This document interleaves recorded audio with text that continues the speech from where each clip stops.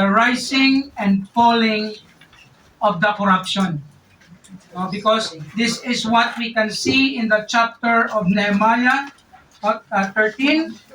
So there was a problem that arises during the time or after they experience great blessings in rebuilding the wall, in also in restoration of the worship in everything.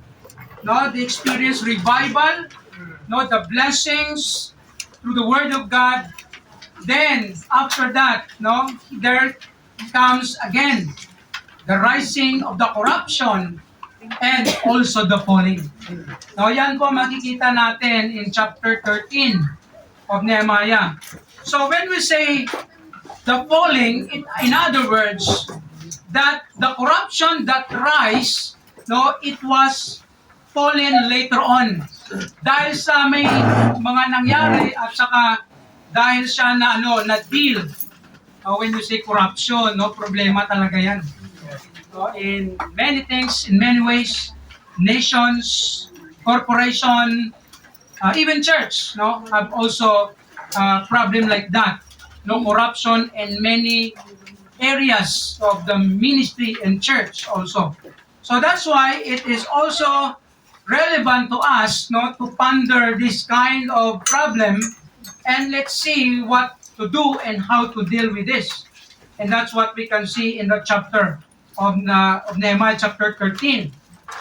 There was a problem of corruption, but there was also a solution that they gave. So ang tanong po natin dyan is, ang sasagot po natin, what, where, when, and how. Mako-cover po yan sa message po natin. So, number one, ang question is, ano bang corruption na meron sa Nehemiah chapter 13? Number one is, in our outline, we can see corruption in the community. Nagkaroon ng problema sila sa community, even though previously, nagkaroon sila ng problema, nung nagbalik sila ni Nehemiah, yung mga exiled na mga believers o na mga Jews, meron silang nagagawang mali at natama yon sa time ni Nehemiah, but later on, bumalik. You know why it happened? Because during the time si Nehemiah, wala po siya sa Jerusalem. He was away. He came back or he returned to the king in the service. Pinatawag siya maybe or bumalik siya doon. Nag-serve siya ulit in certain days. Makikita po natin sa chapter 4. And hindi po alam kung ilang years, probably 5 to 10 years or in between that year, si Nehemiah nawala siya sa Jerusalem. So iniwan niya yung mga tao, may mga na-assign doon ng mga leaders, kasi na-restore na yun, na-revive sila. But along the way, bumalik. Nagkaroon na naman ng hindi magandang problema. You know what? That is also reality in our life. Sometimes there is a reconciliation, restoration, but later on, if we will not aware, there will be another problem that will rise. And that's what happened in the life of the Jews during that time. So there was a corruption in the community. Sa anong paraan? So number one, by engaging with the enemies. Nagkaroon sila ng close relationship, close communication, maybe engagement with the people supposed to be, not to be with them. Right. Yan po ang makikita natin. Let's go to verse 1, chapter 13. Sabi dito, on that day, they read in the book of Moses, in the audience of the people, and therein was found written that the Ammonite and the Moabite should not come into the congregation of God forever. There is a debate or there is an argument that this time, sabi ng iba, probably kasama doon sa revival na moment sa chapter 12. Meron man nagsasabi na on that day, that's another day, another different time na nangyari. So, most probably, na ito, ang pangyayari na ito, nangyari ito nung wala na si Nehemiah. O kasi bumalik na siya doon sa, actually na-mention din, Babylon, no? Kasi ano siya cupbearer siya ng king. So, ang nangyari dito, sabi sa verse 1, nung nabasa nila yung book, no, na-remind sila na ito pala yung Ammonite and Moabites, ito silang mga enemy. Sa term pa ng iba, siguro mortal na enemy. No, kasi ang mga tribe po na ito, or yung mga tao na ito, na-curse po sila ng Panginoon. Dahil sa ginawa po nila. Let's go back in Deuteronomy. This we can see in Deuteronomy 29 verse 3. No, sabi diyan ng law, sa law ng mga Hudyo, no, sa Deuteronomy, an Ammonite or Moabite shall not enter into the congregation of the Lord, even to their 10th generation. Grabe, no? Shall they not enter into the congregation of the Lord, forever. That's a curse. No, that's a curse of God to them because ano po nangyari? Why God cursed them? Let's go back to Nehemiah. Sa Deuteronomy, nandyan din yun nakasulat ito. Verse 2. Because they met not the children of Israel with bread and with water. Ibig sabihin, hindi na tinulungan. But heard Balaam against them that he should curse them. If you remember sa Old Testament yung ano bang book yun na kinurse sila? I forgot the exact na book. But yung story na curse dapat ni Balaam, yung prophet, yung mga Hudyo, pero ano nangyari? Howbeit our God turned the curse into a blessing. You remember yung si Balaam, prophet Balaam, tapos yung yung nagsalita. Kasi gusto i-curse niya yung mga Hudyo, pero ayaw ng Diyos. Instead of cursing them, ano nangyari? He blessed them. No, because that is God's work to His people. So nakikita po natin dito at sa isa sa mga principles na ma-learn din natin na may mga bagay or maybe may mga tao na gusto kang i-curse o kini-curse ka man, those people will be judged by God and you will be blessed. Diba? Yun po actually yung principle ng Panginoon. Pag tayo ay inaaway, wala ka namang ginagawang mali, i-bless ka ni Lord. More. No? Yan pa yung mga magandang effect. No? If we are following God, and even people or many people will not do good to you, just wait. God is with you. And that's what happened to them, the Moabites and Ammonites. No, they were not allowed to be with the people of God, and that's what happened. Na nangyari doon, nandun sila, nag-mix sila, sabi doon sa verse 1, and when the people read that, they were reminded of it. And ano po nangyari? That's the problem in the community. They were engaged or they had an engagement with the people. They had a fellowship with this non-believing people. So what is the solution that ang ginawa po nila? Ito po yung makita natin.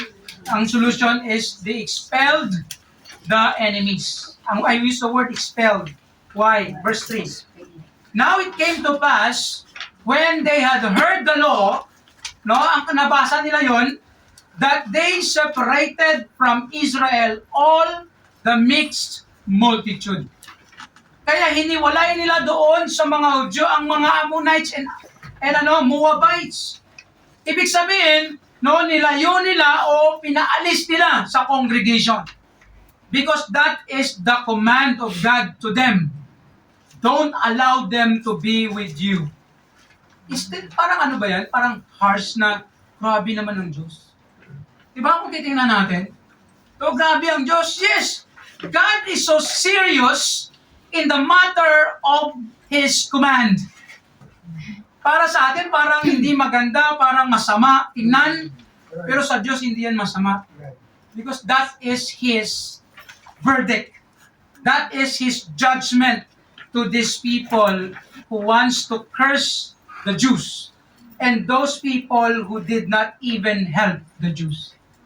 During that time kasi sila from Egypt, no, marami silang kaaway at saka naghingi sila ata ng tulong sa Moabites. No, hindi sila tinulungan. At saka ang ginawa pa, kinurse pa sila. Kasi they were the enemies of the Jews. And that's why God wants them to separate from his people. And the problem is, no, during that time, no, wala silang good leader na naglilid sa kanila, no, they were fallen into this disobedience of the law of God. And then, you know what? That is also happening sa buhay po natin ng mga Christians. May isa pang quotation eh. Anong quotation na ito? Sabi ng isang quotation, when the cat is away, the mouse play. Di ba may ganon? No? Pag wala yung pusa, yung daga, ang saya-saya. No? Naglalaro dyan sa ano. Minsan ganon din nangyayari sa atin na Christian, di ba? Pag wala yung amo. Sa bahay, pag wala yung amo, masaya. Kung sa church, pag wala si pastor, masaya-saya. Baka ganun kayo, hindi naman siguro. Minsan ganun no? Andiyan yung pastor, magtago tayo. Di ba may mga ganun minsan? So as Christians, so we need to consider this. That as God commanded us to do something, we need to follow. No, this kind of principle. Although, in the New Testament, sabi ng Bible, love your enemy. Diba? That's the principle in the New Testament. So, paano yung pastor, nag-iba ba ang Panginoon? Hindi naman. No, hindi po nag-iba ang Panginoon. Because when God said that, no, that is part of His curse to that people. Because ang promise and covenant ng Diyos, even to Abraham, I will bless those who bless you, and I will curse those who curse you. Principle po ng Diyos yun. Sinusunod niya lang ang kanyang covenant. Kaya ang Diyos natin, hindi po siya unfair, and hindi po siya cruel. In fact, what God said, it is for our own good. The reason why that God wants them to be separated from these Moabites and Ammonites, because God doesn't want them to be influenced by their lifestyle and by their sins. No, of immorality, idolatry, injustice. Yan po ang mga major sins in the Old Testament. Kaya yan po ang command ng Diyos sa kanila. So, nagkamali sila, nagkaroon ng corruption in that way, but the solution is, they separated the mixed people. In our time, in the New Testament, God wants us to love the enemy. But it doesn't mean to follow them. Will you agree? We need to love the people, love the enemy, love even those people who are non-believing, but we are not commanded or we should not follow their lifestyle. That's the principle of God. We can love them by doing good things, by expressing great things for them, giving something good to them. That's how we love them. By forgiving them if they committed sin against us. That's the way we express our love to them. Forgiving them and forgetting even what they did. Have you ever forget what the people did to you? The evil or sin? Did you forget? Gusto, hindi. Lagi ko naisip. Araw-araw, delikado po yun. Kasi kung lagi mo iniisip, recall mo araw-araw, hindi ka nag-forgive. Kasi kung nag-forgive ka, you also forget. Hindi man ibig sabihin ma-amnesia ka na, wala na talaga. Minsan nagre-recall yan, maybe nagpa-flash yan, pero ino-overcome pa rin yan ng forgiveness kung may forgiveness. Diba? And then you will have peace in God. So that is the principle. So take note here in our note in that point. God's word or commandments to His people are sacred and serious that everyone must consider and comply for their own good. Tandaan po natin, Lahat po ng mga sinasabi ng Diyos at inuutos ng Diyos, ano po yan? Sacred po yan, banal po yan, seryoso ang Diyos dyan, at dapat natin i-consider yan at i-comply natin. Sundin natin. Kasi para po yan sa ating ikabubuti. Will you agree to that? Amen. Ang Diyos natin, hindi po siya nagsabi at nagutos o mga pinapagawa ng Diyos sa atin dito na para sa ikasasama natin. Everything that God commanded us is for our own good, Yes. for our benefits, for our blessings. Pastor, gumagawa ko ng mabuti, parang walang blessing. Sure ka? Baka ang ginagawa mong mabuti, iba ang motibo mo. Because if you do good with a wholehearted or sincere heart, God will bless you. God will return the favor to you. Amen. No, that's the principle of God. Therefore, Christians must aware and beware in engaging with non-believers' ways and works. Maging aware tayo at beware. Okay lang yun, makipag-communicate ka, fellowship ka maybe, just be kind and do good to them. Walang problema yun. That's God wants us to do. In fact, sinasabi natin last time, sa Galatians chapter 6 verse 10, do good unto all men. Believer man or non-believer, you need to do good to them. Be kind and compassionate to them. But not to the extent to follow and love what they do. Especially the things that not good and not right in the sight of God. That's the principle of God that we need also to follow. In order for us not to be corrupted by the community, we should and we must not follow them. And the problem kasi sa community at saka sa world, sa mundo, especially itong mga relative, anong term nito, na alam yon kung anong tama sa'yo. Tama sa'yo, parang ganun. May mga ganong principle ngayon na parang kung tama, believe mo yan, tama yan, hindi sige tama yan, hindi ganun. Because there's only one belief, only one faith, only one way Amen. to heaven. Amen. Do you agree with that? Hindi po lahat ng reliyon tama. Kasi mayroong mga tao na lahat ng reliyon tama. Mayroon pa nga, lahat ng reliyon mali. Mga atheist na yun. No, hindi po lahat. Kaya alam niyo po, we need to, to be separated or to make it to be different. Especially in our faith and practices as Christians. There is only one faith, only one God, of course, and one way to God. Who's that? Jesus Christ. No other than, no one, no other way. Kasi maraming mga belief at even mga tao na naniwala na maraming paraan papunta sa langit, papunta sa Diyos. Akala nila, reliyon mo tama, reliyon ko tama, wala tayong away. Hindi po ganun. Our belief, actually religion is just a religion. But what we have in the Bible is the relationship. Amen. Relationship, connection with God through what? Through whom? Through Jesus Christ our Lord. Because Jesus is the only way, the only truth, and the only life. No one, John 14:6, no one comes to the Father but by me or through me, but through me or but by me. So wala pong may makapunta sa Ama o sa Diyos na Ama sa heaven to the Father kung hindi dadaan kay Jesus. Ano pong ibig sabihin nun? Paano ka dumaan kay Jesus? You need to believe, accept Him as your Lord and Savior. Amen. Kailangan mo siyang tanggapin, kailangan mo surrender buhay mo, kailangan mong pagsisihan ng kasalanan mo, at tanggapin mo si Jesus na iyong Panginoon at tagapagligtas sa buhay mo. That's the way you can be saved, and that's the way you can be in heaven with God. Hindi ang reliyon, hindi kung sino man ng mga leader ng reliyon nagki-claim na sila ang daan Sila ang totoo. Hindi po ganun. Only Jesus lang, wala nang iba.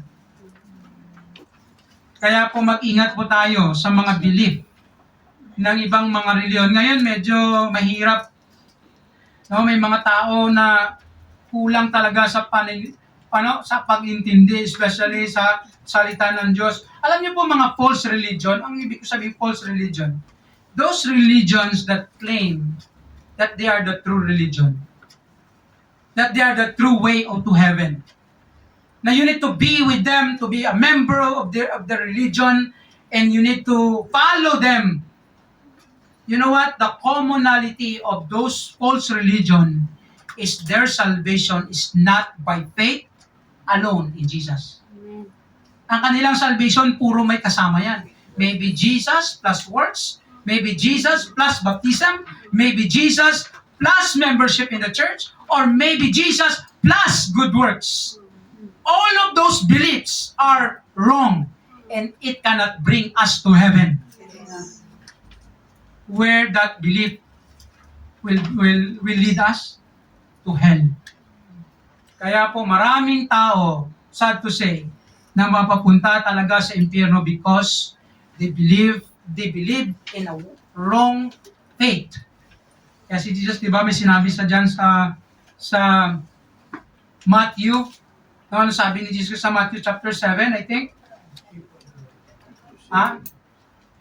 Broad is the way that leads to death, to hell, and narrow that leads to life, to heaven. Because maraming tao na akala nila ligtas sila dahil sa pananampalataya o belief nila, dahil sa kanang loyalty o faithfulness in their religion, in their church, but they don't have relationship with Jesus. That's the sad thing. But for us as Christians, if you are a Christian, you believe in Jesus already, praise God, you will be in heaven. That's our blessing. And let's go to number 2. Here's another corruption that happened or where corruption in the temple. When Nehemiah was away, the evil, play in the temple. Ano po nangyari? Let's go to number 1. By compromising the temple. Ano po nangyari dyan?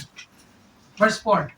And before this, sabi dito sa verse 4, Eliashib, the priest, the priest siya po itong nabigyan ng responsibility to lead and to be an example or to manage the temple, having the oversight of the chamber of the house of our God was allied unto Tobiah. Sino si Tobiah? Balikan po natin mga previous chapters. Chapter 1, chapter 2, si Tobiah, ito po itong, parang ito po yung worst nila doon na enemy. Pinaka-leader sa kanilang kalaban noon na nag-persecute, nagsasabi ng kung ano-ano, gumagawa ng kung anong masasama sa kanila. Si Tobiah, relative, ni Eliashib, meron silang relationship. Kaya ito naman si Eliashib na oversight sa chamber of the house of God sa temple courts, ano nangyari? Was allied unto Tobiah. Take note for how many years kaaway nila ito. And kaaway pa rin, di pa rin nagbago. Ano sabi dito verse 5? And he had prepared for him, si Eliashib, for him to Tobiah a great chamber. Binigyan ko siya ng malaking spasyo doon sa court, sa temple court, na talagang siya yung VIP sa temple court. Ano nangyari? Where aforetime they laid the meat offerings, the frankincense, the vessels, the tithes of the corn, the new wine, the oil, which was commanded to be given to the Levites and the singers and the porters and the offerings of the priests. Ano nangyari? Ito yung space for these offerings para sa mga Levites, tinanggal. Ginawang hotel ni Tobiah. Can you imagine that?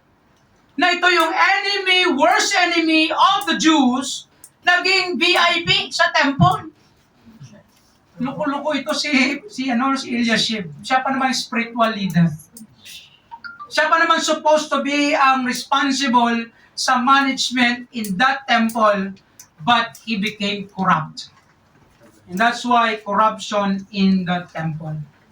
Nagkaroon ng hindi magandang bagay, no, sa kanila. And this is also, no, the curse, na naging no, masamang image, as well as ito po ang nakakahinder din sa blessing. And that's why when Nehemiah arrived, ano po ginawa dito? Ito si Tobiah, no, the enemy dwelt in the temple. Nagkaroon siya ng VIP place. Every time this enemy will come, he is there in the big and VIP place in the temple courts. And supposed to be, it should not be.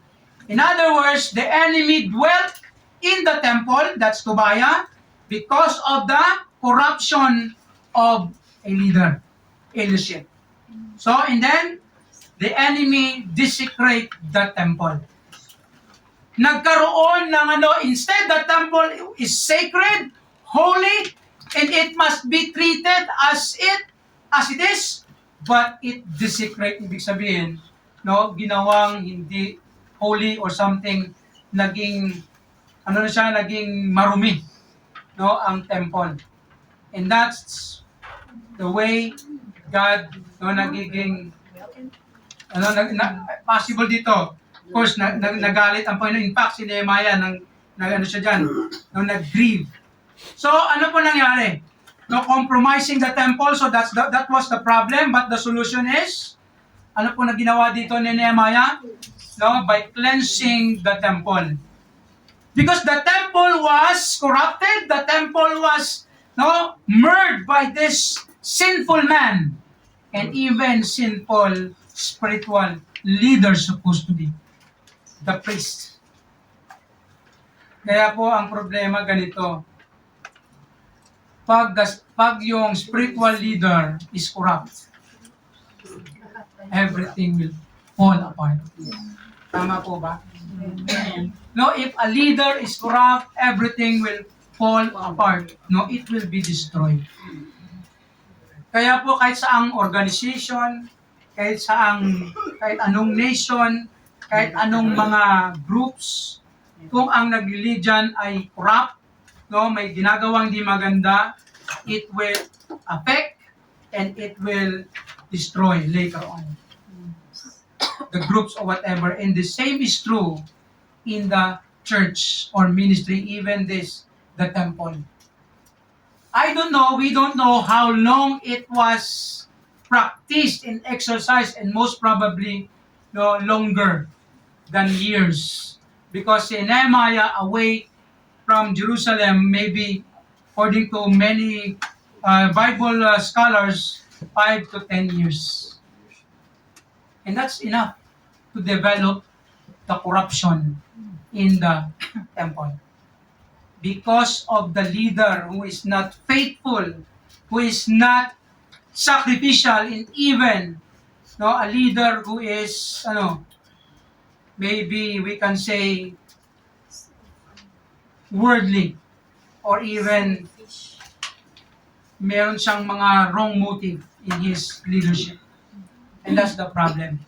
So what Nehemiah did, cleansing the temple, verse 6, but in all this time, sabi nito ni Nehemiah, was not I, wala siya doon at Jerusalem, for in the 22nd year of Artaxerxes, king of Babylon, came I unto the king, bumalik siya doon, and after certain days obtained I leave of the king, bumalik siya ulit sa Jerusalem, and I came to Jerusalem and understood of the evil that Eliashib did for Tobiah. Take note of that. Accommodation lang naman yun. Ano sabi ni Nehemiah? Evil. Disgusting. That na ginawa ni Eliashib para kay Tobiah. Ano ginawa niya?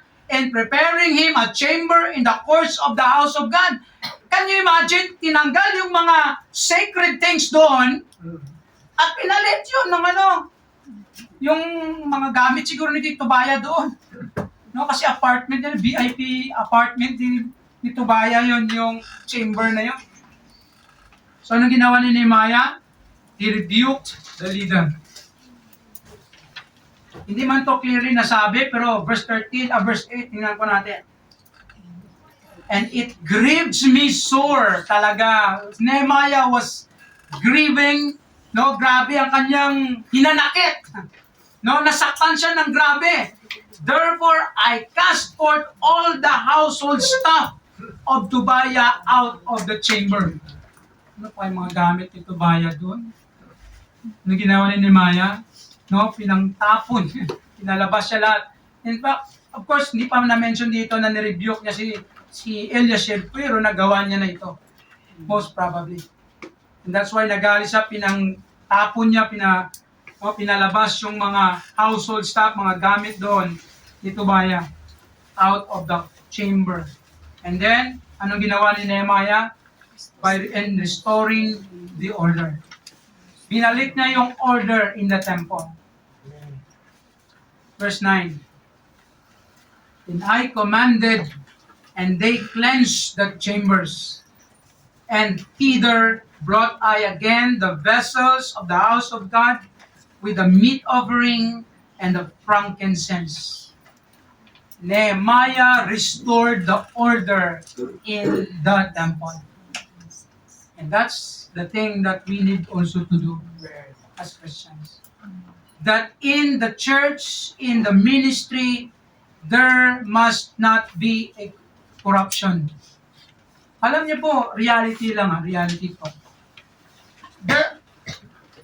Ang church, hindi po yan, ibig sabihin, pag sinabi mo, church, perfectly, no, mga angel, mga tao dyan. Ha? Hindi po ganun, ha? Amen. Amen. Pasaway. May mga pasaway din.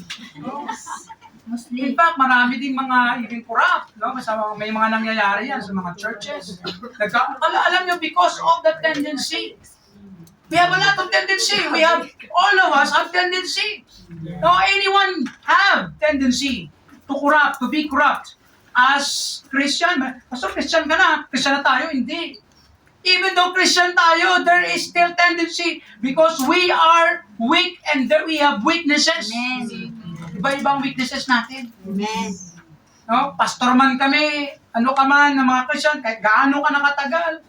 Minsan nga magugulat ka na lang, tagal-tagal na Christian, grabe ka, faithful, ano yan. Tapos ito pala, no? May nagawa o na-discover. Mga ganun. May mga nangyayari yan, and that's why as Christians, no, we need to be careful and even to be aware even of ourselves. Amen. Tama? Amen. Hindi po lahat, even kami na mga pastor, hindi kami perfect, nagkakamali din kami. There's no one is perfect, but it doesn't mean that hindi pala perfect, okay lang, hindi ganun. That's why corruption must be stopped. And even, pag sinabi corruption, hindi lang po yan, pag sinabi sa corruption, parang sa pera lang yan, hindi ganun. Marami pong way of corruption that we can have in our Christian life, even in the church. Amen. No, corruption in management, corruption in ministry, marami po ang ways. Kaya we need to be careful in that way because as Christians, no, we have tendency also as Christians. Kaya minsan nakakalungkot lang kasi may mga churches na nasisira in that area or in that way. No, because may mga leaders na may mga weakness in that area, no, like pera, no, at saka other things, no, women or wine. Sabi nga nila, yung tatlong great temptation ng pastor o leader. No, 3 W's. Ano? Wealth, women, and wine. Tatlong W. Kaya po, we need to be aware of our weaknesses and struggles as Christians. And as Christians, as long as we want to follow God, we need to consider this.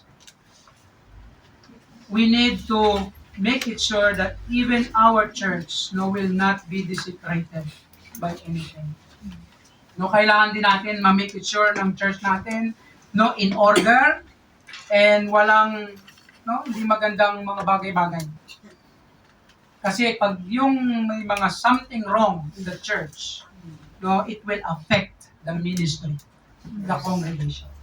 And the church will not grow, in the church later on will be dissolved. Yung mawawala. Yun ang nangyayari sa mga churches na iba. Kaya let us pray for that we will continue to grow and be used by God for His glory. No, to overcome all the tendencies of being corrupt or whatever weaknesses that we have as Christians. So, that's why also we need to pray for one another. So, lahat po tayo, there's no exemption to that. So, here's our note in that point. God's temple or church is sacred and sanctified by God for His purposes, especially in worshiping God. Kaya sa Sunday school natin, we are talking about worship. He does not like it to desecrate and disgrace. Therefore, we must learn and follow God's principle and purpose for His temple or church. Kaya dapat sundin natin ang mga principle ng Diyos para sa kanyang church or temple. Because God gave us this thing, or even in fact, sa Bible, sabi ko last time, even our body is a temple of God. Do you agree? Do you believe on that? Amen. Alam nga, hindi ka mag-believe doon sa Bible yan. Our body is a temple. The church, the congregation of believers is a temple of the Holy Spirit. And that's why we need to take care. We need to, as much as possible, to make it pure in the sight of God and in the sight of people. Kaya, i-add ko po ito sa mga cleaners natin. No? Sinabi ko pa kagabi sa nag-visit ko Pag nag-cleanish tayo ng church, samahin nyo na yung out, yung sa labas. O punasan nyo ng sa labas. Pangit yan, tingnan. Church 2, nalikabok naman ng front nito. Nakakaano yun? Nakakadismaya. Or something, hindi naman, parang nagre-reflect. No? Naalala ko last time, nililisan ko yan ata.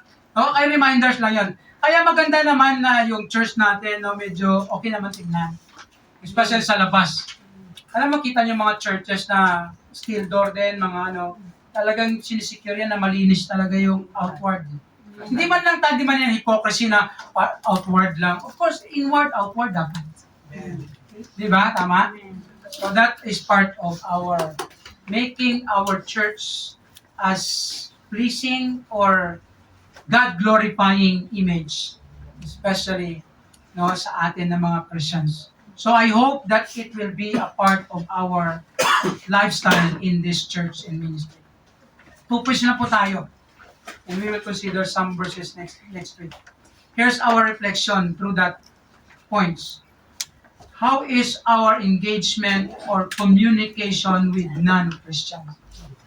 Kamusta ang ating communication to them and engagement?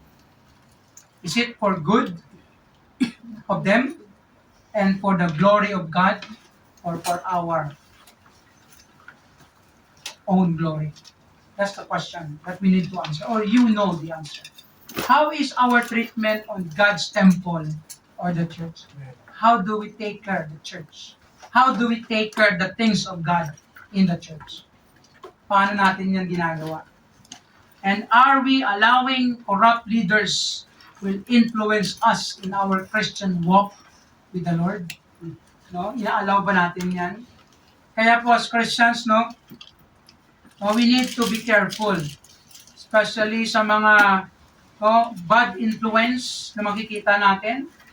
Maybe may nakikita ka, hindi man yan maganda. Wag mo na lang sundin. Just walk with the Lord. Follow the Lord. Look unto Jesus. But sometimes may mga makikita tayo sa isa't isa na nakaka-stumble si pastor, may haba-haba ng preaching, puro okay ngayon, maiksi